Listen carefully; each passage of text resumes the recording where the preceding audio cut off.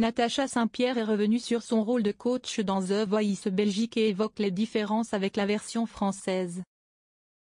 Le 15 mars dernier, Natacha Saint-Pierre était l'invitée d'Éric Dussard dans l'émission On refait la télé diffusée sur RTL. Au cours de l'entretien, la chanteuse est revenue sur son expérience de coach dans The Voice Belgique, un rôle qu'elle a occupé le temps de 2 saisons en 2013 et 2014, avant d'arrêter.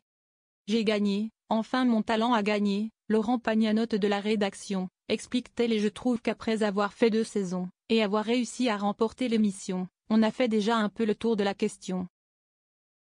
L'interprète du tube Tu trouveras explique également que les allers-retours entre la France et la Belgique devenaient compliqués à gérer, d'autant plus que le rôle de coach en Belgique demande davantage d'investissement.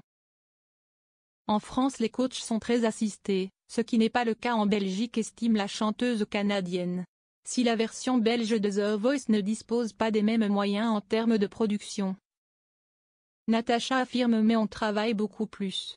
Et d'ajouter, c'est intéressant, ce qui fait que j'ai énormément de respect pour les gens qui sont coachs en Belgique, qui vont vraiment choisir les chansons, qui vont vraiment travailler avec les talents. Ils vont vraiment travailler les décors, les arrangements musicaux, avec le chef d'orchestre, ce qui n'est pas poussé à ce point en France, explique-t-elle avant de préciser. Je ne dis pas que les coachs ne font rien en France. Ils font des choses, mais c'est moins poussé qu'en Belgique. La chanteuse confie n'avoir jamais été approchée par les équipes de production françaises. Je pense que je n'ai pas la bonne maison de disques, estime-t-elle. Il y a une question industrielle là-dedans, mais je ne crois pas avoir la vérité absolue, mais c'est l'impression que j'ai.